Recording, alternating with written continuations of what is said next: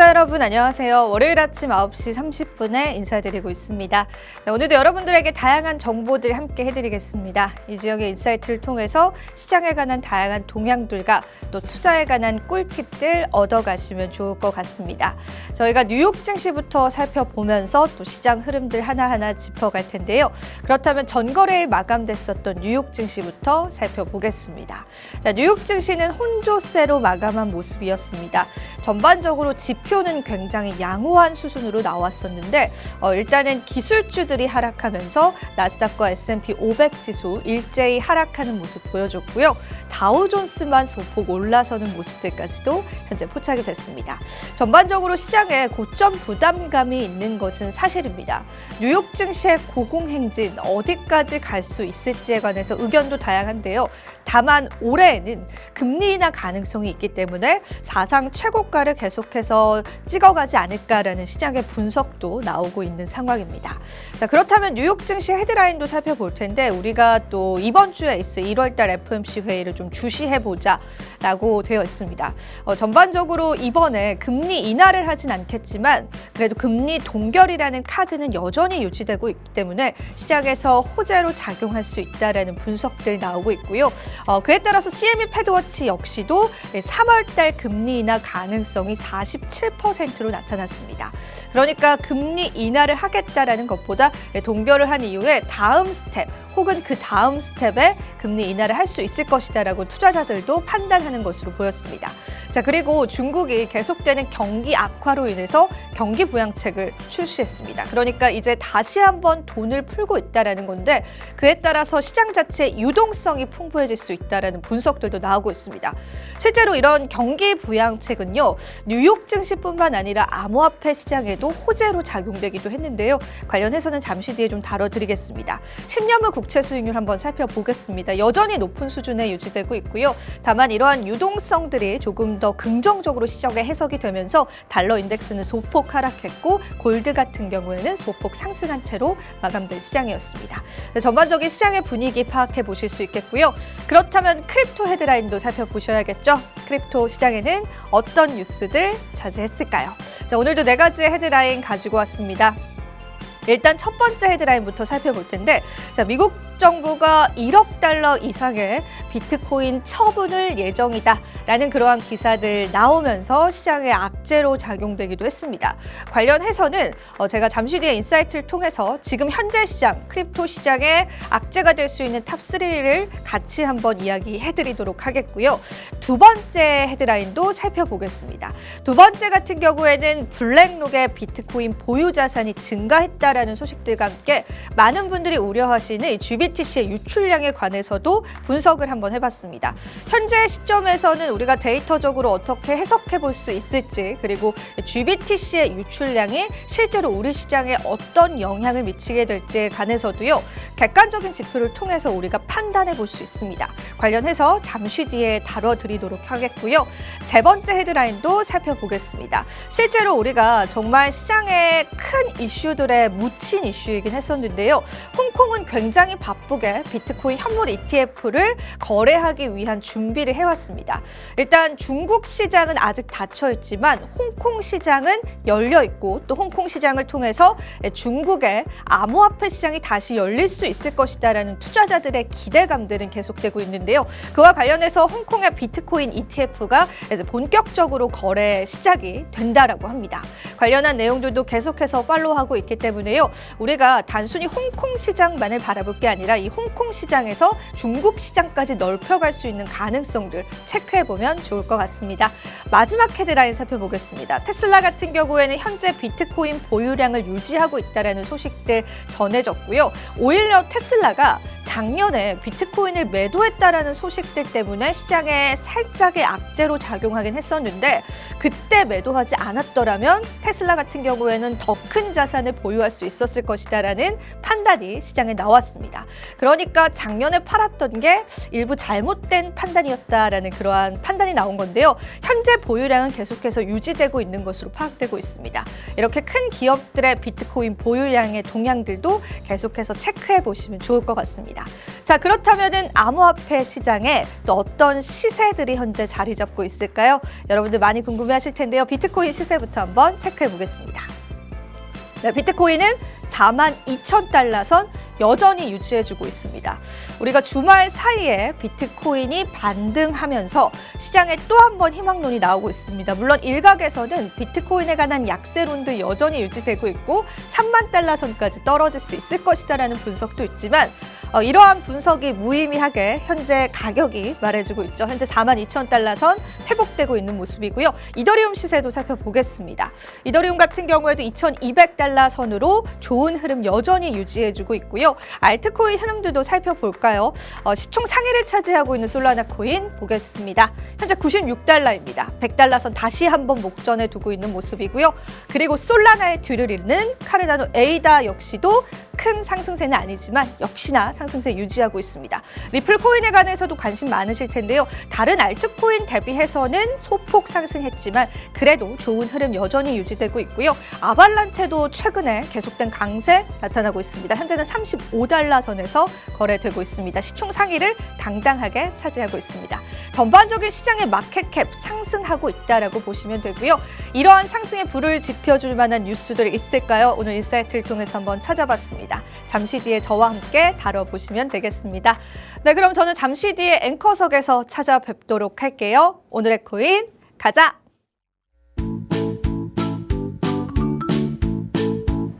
네, 오늘의 코인, 오늘은 월요일 시장에 함께하고 있습니다. 자, 오늘도 우리 시청자분들과 함께 시장에 관한 다양한 동향들 함께할 예정이고요. 또 우리가 어떤 지표들을 토대로 시장을 어떻게 분석해봐야 할지, 또 크립토 시장의 발빠른 소식들과 데이터 분석들 함께 나눠보도록 하겠습니다. 자, 월요일 시장 오늘 한번 열어보도록 할게요. 자, 이지영의 인사이트 오늘 첫 번째 주제는요. 암호화폐 악재 탑3에 관해서 오늘 먼저 한번 언급을 해드리도록 하겠습니다. 시장 자체가 이제 4만 달러 선을 내려오면서 우리 시장에 또 어떤 악재들이 자리 잡을 수 있을지에 관해서도 우려감이 많으셨을 것 같습니다.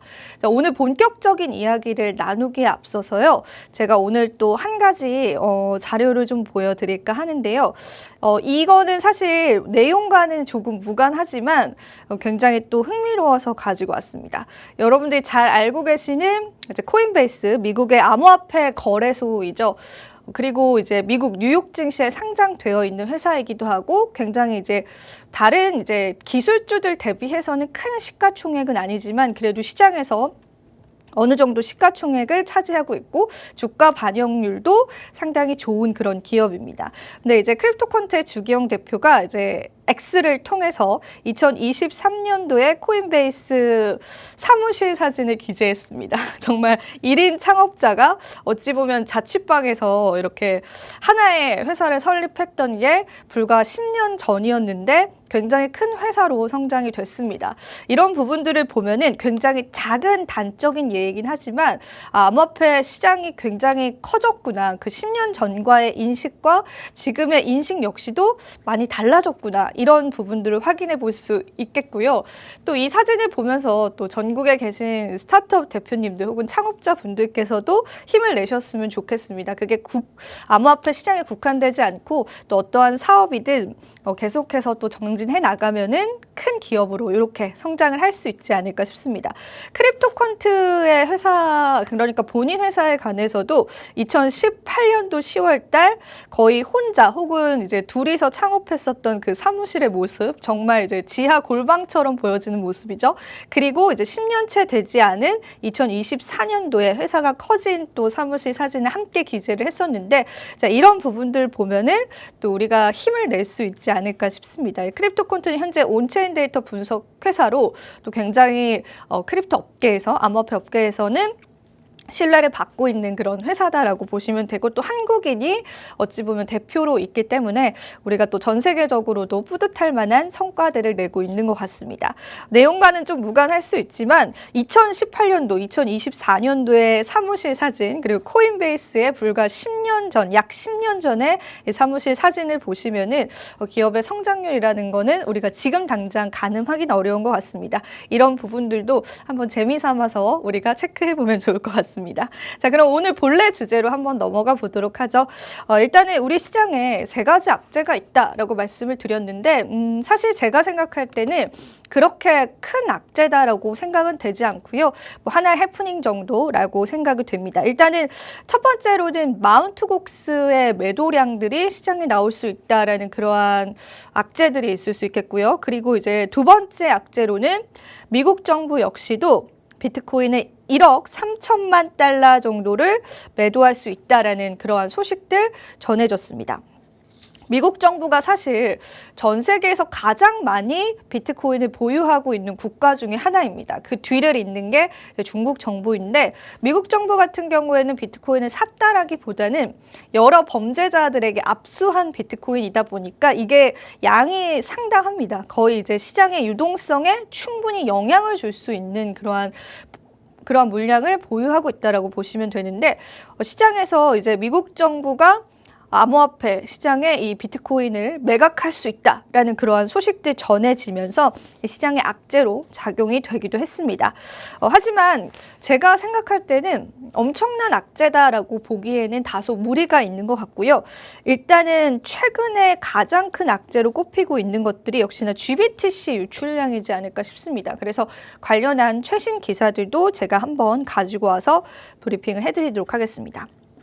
자, 일단은 GBTC의 아웃플로우스, 그러니까 GBTC의 유출량은요, 상당히 시간이 갈수록 줄어들고 있는 형태이기 때문에 우리 많은 투자자분들이 걱정하실 만한 그러한 수준까지는 도달하지 않았습니다. 물론 후에 시장이 어떻게 변모가 될지는 모르지만 그레이스케일의 GBTC 현물 ETF 유출이 상당히 둔화됐다라는 그러한 외신 기사들 심심치 않게 찾아보실 수 있었을 겁니다. 그리고 그러한 또 힘에 힘입어서 암호화폐 시장이 4만 1,000달러를 넘어섰다라는 그러한 소식들도 헤드라인으로 걸리기도 했었는데요. 일단 이게 지난 금요일 자료이기는 합니다. 일단 비트맥스 리서치 데이터에 따르면은 GBTC가 1월 25일에는 3억 9,400만 달러 유출이 됐고, 그리고 수요일, 그러니까 지난 수요일에는 4억 2,900만 달러, 그리고 화요일에는 5억 1,500만 달러 감소했습니다. 그러니까 시간이 갈수록 이 GBTC의 유출량이 줄어들고 있는 겁니다. 그리고 이 자료 같은 경우에는 ETF, 그러니까 비트코인 ETF 시장에서 각각의 회사들이 차지하고 있는 그런 비율들을 나타내는 건데, 보시면 여기에 있는 남색깔이 이제 IBIT라고 하는 우리가 잘 알고 있는 블랙록의 비트코인 현물 ETF에 관한 볼륨이다라고 보시면 됩니다. 플로우스라고 되어 있죠. 그리고 여기 보이시는 이 하늘색이 BITB라고 보시면 되고 5개 또 다른 운용사들 같은 경우는 이렇게 하늘색으로 표시가 되어 있습니다. 그리고 우리가 잘 아는 블랙록과 피델리티 같은 경우에는 이렇게 색깔로 표시가 되어 있는데 전반적으로 이제 시장에서 비트코인 ETF에 관한 볼륨들 보실 수 있습니다.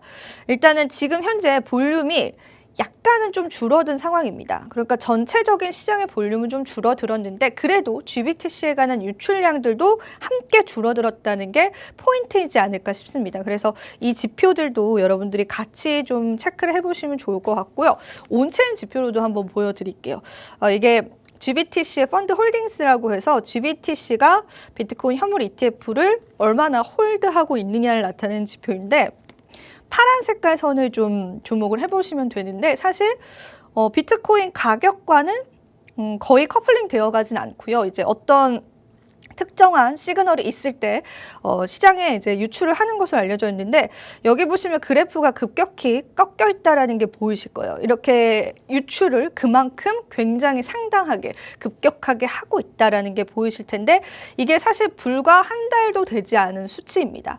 그러니까 비트코인 현물 ETF가 승인되고 나서 GBTC를 시장에 유출을 시켰다라고 보시면 되는데 그 전에 여러분들이 이 GBTC에 관해서 알으셔야 할 부분이 있습니다. GBTC는 이제 그레이스케일의 신탁 상품이고 비트코인 현물 ETF를 승인되기 이전에 이제 기관 투자자들이 비트코인 현물에 이제 GBTC를 통해서 투자를 했었던 그러한 상품 중에 하나인데, 이게 사실 현물 ETF가 승인되기 이전에는 시장의 마음대로 이제 내다 팔 수 없는, 어찌 보면 동결된 물량이긴 했었지만 장외 거래를 통해서는 가능했습니다. 일정 시간이 지나면. 그렇기 때문에 이게 단순히 비트코인 ETF가 승인됐다라고 해서 GBTC 보유자들이 막 팔았다라기보다는 그냥 어느 정도의 차익 실현을 한 것으로 좀 해석하는 게 더 옳다라는 의견들이 있습니다.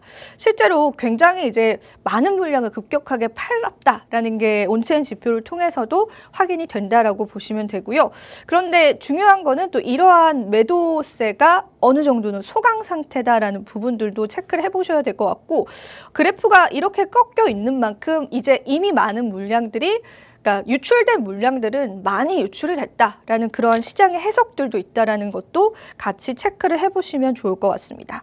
자, 그렇다면은 앞으로의 시장들은 또 우리가 어떻게 바라봐야 할 건지 JP모건의 보고서를 토대로 말씀드리겠습니다.